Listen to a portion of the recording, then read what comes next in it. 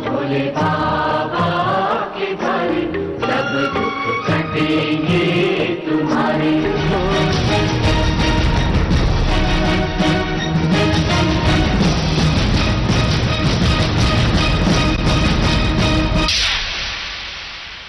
आप देख रहे हैं बिंदास बोल, और बिंदास बोल में हम आपके सामने मुद्दा लेकर हाजिर है कश्मीर का।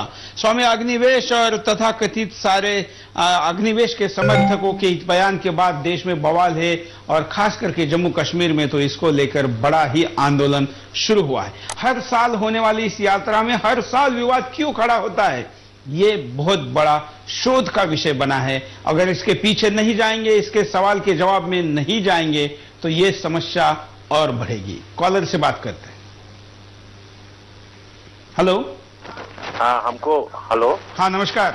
हाँ नमस्ते, बोलिए। हमको बिंदास बोल के माध्यम से कश्मीर अमरनाथ विवाद पर ये कहना है कि एक शेर हमको याद आ रहा है कि कुल्हाड़ी में लकड़ी का गस्ता न होता तो लकड़ी को कटने का रास्ता न होता।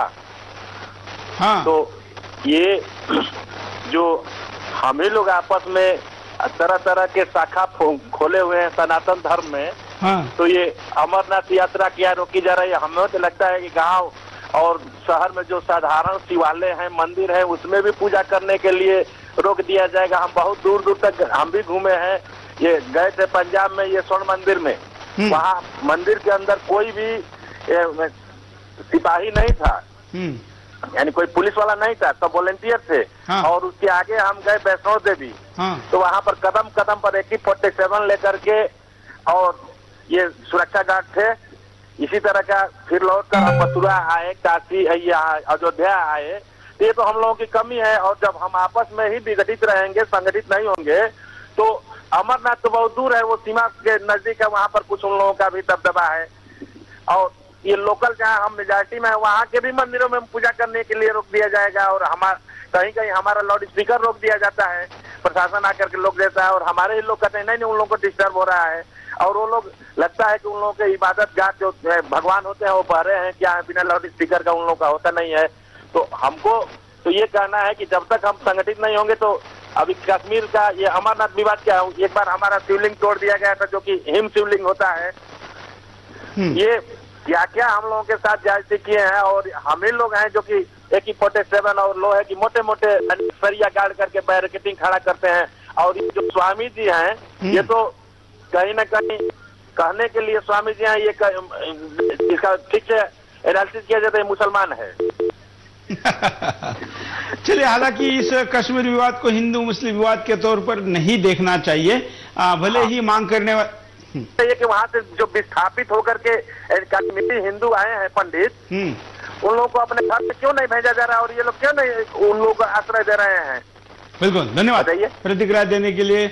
हम कहेंगे कि कश्मीर के लोग चाहते हैं कि भारत में रहे। चंद अलगाववादी हैं, लेकिन उस अलगाववादियों के आगे सरकार घुटने टेकती है, उनके आगे बार बार गिड़गिड़ाती है कि आप संघर्ष बंद करो। किसी इतने बड़े महासत्ता को अपने ताकत के बल पर ऐसे नासमझ लोगों को समझ देना जरूरी है, लेकिन वो हम नहीं करते, इसलिए इस नौबत तक हम पहुंचे हैं। अगले कॉलर से बात करते हैं। नमस्कार। हेलो। हाँ जी नमस्कार। हाँ बोलिए। हाँ जी सर, मैं ये कहना चाहता हूँ कि जब भी स्वामी अग्निवेश जी हर एक कोई भी मामला हो, चाहे वो राजनीतिक हो चाहे धर्म से जुड़ा हुआ हो, हर बार वो हर एक उसमें इन्वॉल्व रहते हैं। जैसे आप पहले अन्ना हजारे का मिशन देख लो, उसमें भी वो इन्वॉल्व थे। और इसके अलावा भी कोई विवादात्मक मुद्दा जो उठता है उसमें वो इन्वॉल्व रहते हैं। क्या वो हमेशा यही सोचते हैं कि हमें जो ये विवाद कोई खड़ा हो देश में और उसके बाद हमें उसके ऊपर अपनी कोई प्रतिक्रिया व्यक्त करने का मौका मिले ताकि हम लाइमलाइट में बने रहें? बिल्कुल। यहाँ पर उर्मिला SMS करे दिल्ली से कि स्वामी अग्निवेश का ऑफिस ही जंतर मंतर पे है, तो देश का कोई भी धरना वहां पर होता है, और देश के इतने धरने दिल्ली में होते हैं कि लोग उस पर टाइम नहीं दे पाते। ऐसे में स्वामी अग्निवेश इन आंदोलकों का फायदा उठाते हैं। उर्मिला दिल्ली से SMS कर रही है। एक और SMS है कि स्वामी अग्निवेश कैसे आंदोलक है जो गोली चलाने वाले नक्सलवादियों के साथ भी है और गांधीवादी अन्ना हजारे के साथ भी है, इनका अपना खुद का विचार क्या है? बिल्कुल बड़ा सवाल है। वो नक्सलवादियों की भी तरफदारी करते हैं, अलगाववादियों की तरफदारी करते हैं, आतंकवादियों को जेल में ठीक ठाक सुविधा मिले ये भी चाहते हैं, और अन्ना हजारे जैसे गांधीवादी नेता के साथ भी खड़े होते हैं। तो असली चेहरा क्या है हमें समझ में नहीं आया, इसलिए हम गूढ़ कह रहे हैं। आप क्या कहते हैं? क्या है आपकी प्रतिक्रिया? क्या आप जानते हैं और क्या आप कहना चाहते हैं? आप हमें बताइए। अगले कॉलर से बात करते हैं। नमस्कार। नमस्कार। बोलिए। आप ये जो भगवा कपड़ाधारी जो अग्निवीर शुक्ल है, उसे ये पता ही नहीं है कि हम हिंदू के अंदर आस्था के ऊपर जीते हैं। हम जो कुछ मानते हैं वो आस्था को मानते हैं। हमारे पत्थर को भी हम भगवान को देखते हैं, और नदियों पहाड़ों के अंदर भी हम भगवान को देखते हैं, झाड़ पेड़ों में हम भगवान को देखते हैं। बिल्कुल। क्या भगवा कपड़ाधारी जो है अग्निवीर शुक्ल, इससे पता ही नहीं कि भगवान चीज क्या होती है और आस्था चीज क्या होती है। इससे हिंदू धर्म का मतलब भी समझ में नहीं आता है।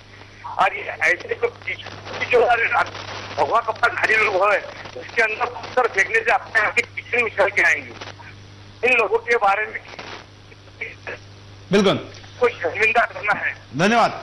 यहाँ तो निराकार का भी पूजन होता है, जिसका कोई आकार ही नहीं, बर्फ क्या, पेड़ क्या, कोई पत्थर क्या, या कोई मूर्ति चित्र ही नहीं, निराकार की भी पूजा जहां पर होती है, वहां पर एक आकार जो सृष्टि निर्माण करती है, उसके खिलाफ बोलने वाले स्वामी अग्निवेश को अपनी सफाई देना जरूरी है। एक और कॉलर। नमस्कार।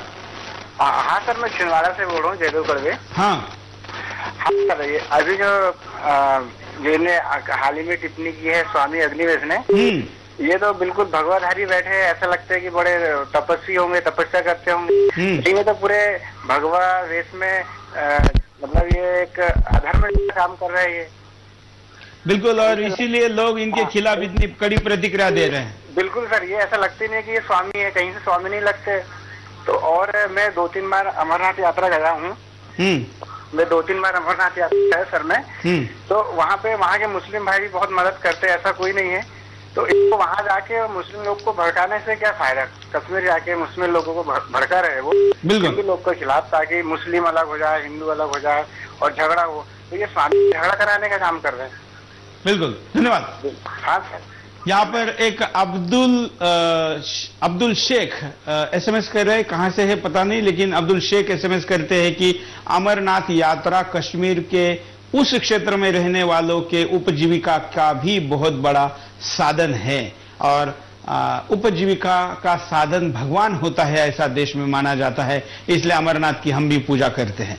ऐसे विचार जहां के लोग रखते हैं, वहां के ही कुछ चंद अलगाववादियों का पक्षधर होकर स्वामी अग्निवेश अमरनाथ का विरोध कर रहे हैं। अमरनाथ की इस यात्रा के ऊपर हम आपके साथ लगातार बने हैं। एक और एमएमएस देखते हैं क्या कहता है। अमरनाथ जी के बारे में उन्होंने ऐसी बातें बोल के मेरे हिसाब से पूरी जनता को, पूरी समाज को भड़काने की कोशिश की है। क्या आप ही बताइए, हमारे धार्मिक ग्रंथों में लिखी हुई बातें और हमारी मान्यताएं गलत हैं अमरनाथ की यात्रा में? मेरे हिसाब से उनको सरकार से, जनता से माफी मांगनी चाहिए। अब हम आपको दिखाते हैं कि कितनी आस्था है लोगों में अमरनाथ की यात्रा को लेकर। अमरनाथ यात्रा के शुरू होते ही जय जय शिव शंकर के नारे कश्मीर की वादियों में गूंजने लगते हैं। अपने आराध्य के दर्शन के लिए श्रद्धालु देश के कोने कोने से पहुंचते हैं। श्रद्धालुओं को तो केवल अपने बाबा में श्रद्धा होती, आंधी तूफान में भी भक्तों के कदमों को रोक नहीं पाते। हालांकि भक्तों के कदमों को रोकने के लिए कई नापाक कोशिशें भी की गयी। आतंकवादी हमले हुए, श्रद्धालुओं पर बम फोड़े गए, लेकिन बाबा के रंग में रंगे भक्तों के कदमों को कोई नहीं रोक पाया। अमरनाथ यात्रा वाकई में कश्मीर की वादियों को संगीतमय बना देती। क्या हिंदू और क्या मुसलमान, हर कोई बाबा के रंग में रंग जाता है। मुसलमान किस तरह से हिंदू भक्तों की सेवा करते हैं, ऐसा और कहीं आपको देखने को नहीं मिलेगा। अमरनाथ यात्रा महज यात्रा नहीं, इस यात्रा से देश के तमाम लोगों की आस्था जुड़ी। भक्तों की भीड़ अपनी जान की परवाह किए बिना बाबा के दर्शनों को उमड़ पड़ती। अमरनाथ यात्रा देश ही नहीं, विदेशों में भी आस्था का प्रतीक है। हिंदू धर्म में अमरनाथ यात्रा को सबसे पवित्र माना जाता है। जी हाँ, ये वो यात्रा है जिसे करना हर हिंदू की इच्छा होती। लेकिन आज इस यात्रा पर लोगों ने राजनीति करनी शुरू कर दी। आज कुछ देशद्रोही अमरनाथ यात्रा के नाम पर देश को तोड़ रहे हैं, लेकिन भक्तों की श्रद्धा अपने बाबा में और बढ़ती जा रही। भगवान शिव की ही शक्ति है जो गरीब अमीर का भेद किए बिना अपनी ओर खींचती। क्या बच्चे और क्या बूढ़े सभी खिंचे चले आते हैं बाबा के दर्शन को।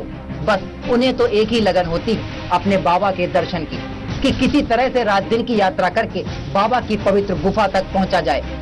बस फिर क्या, भक्तों की श्रद्धा लेने लगती है हिलोरे। भक्त लीन हो जाते हैं बाबा के दर्शन में, दुनियादारी को भूल जाते हैं भक्त बाबा के भक्ति में लीन। चलो भोले बाबा के द्वारे सब दुख कटेंगे तुम्हारे। चलो भोले बाबा के द्वारे सब दुख कटेंगे तुम्हारे। भोले बाबा, भोले बाबा, चलो भोले बाबा के द्वारे सब दुख कटेंगे तुम्हारे। तो बाबा के भक्ति में लीन है और दुनिया भर से लोग वहां पर दर्शन के लिए आते हैं, कई बड़ी संख्या में आते हैं। हम अब एक और कॉलर से बात कराते हैं, काफी कॉलर अपनी बात को रखना चाहते हैं। नमस्कार, हाँ बोलिए। सुरेश जी नमस्कार, मैं भाटिया बोल रहा था, बिट्टू भाटिया। हाँ हाँ सर, ये जो अग्निवेश जी हैं, ये लाल सलाम बोलते हुए भी उनकी सीडी आई थी छत्तीसगढ़ में। ये जाके नक्सलियों के बीच में लाल सलाम और लाल सलाम जिंदाबाद ये सब नारे वहाँ पर उन्होंने लाई, उनकी सीडी आई थी। तो ये इनको तो कोई अधिकार ही नहीं है कि ये हिंदू धर्म के बारे में, इस तरीके की जो यात्राएं हैं उनके बारे में कुछ बोले। तो मेरा यही कहना है भाई कि इनको इस तरह से कोई बात नहीं करनी चाहिए। बिल्कुल, लेकिन आपको क्या लगता है कि ये इसके पीछे कोई बहुत बड़ा अंतर्राष्ट्रीय षड्यंत्र भी है? बिल्कुल, ये लोग एक तरीके से नक्सलियों को समर्थन करते हैं। यहाँ पे रोज बेगुनाह आदिवासी वर्ग मारा जा रहा है छत्तीसगढ़ में, और ये जाके उनको जो पुलिस के लोग जो पकड़े जाते हैं उनको छुड़वाते हैं ये लोग, और इस प्रकार से लोग काम करते हैं छत्तीसगढ़ में। मैं छत्तीसगढ़ से बोल रहा हूँ सर। हाँ हाँ हाँ। तो ये इस प्रकार से इनको क्या अधिकार है सर ये बोलने का कि यहाँ पे ये हमें ये नहीं होना चाहिए करके? बिल्कुल, धन्यवाद। स्वामी अग्निवेश पे भी लोग सवाल उठा रहे हैं, क्योंकि कश्मीर अलगाववादी तो अलगाववादी है, लेकिन ये भगवा चोला पहनकर अलगाववादियों की बात करे, इसलिए लोगों में इनके प्रति भी बड़ा गुस्सा है। अगले कॉलर। नमस्कार। हेलो। हाँ बोलिए। नहीं, अभी मैं धर्मावत से बात कर रहा हूँ। हाँ। तो नागनाथ गुजरार मेरा नाम है। हाँ। अभी सुदर्शन टीवी अभी देखा था मैंने। तो अभी स्वामी अग्निवेश जी क्या स्टेटमेंट दिए वो तो मुझे कुछ पता नहीं, लेकिन अगर देश के विरुद्ध में अगर उन्होंने कोई स्टेटमेंट दिए होंगे तो अग्निवेश हो या शेख उमर हो या अरुंधति राय हो, कश्मीर के विरुद्ध में अगर कोई स्टेटमेंट देते होंगे तो उनको इस देश में रहने का कोई अधिकार नहीं है। देशभक्त तो देश के विरुद्ध में या अपने देश के कोई राज्य के विरुद्ध में ऐसी स्टेटमेंट नहीं दे सकते। बिल्कुल, धन्यवाद।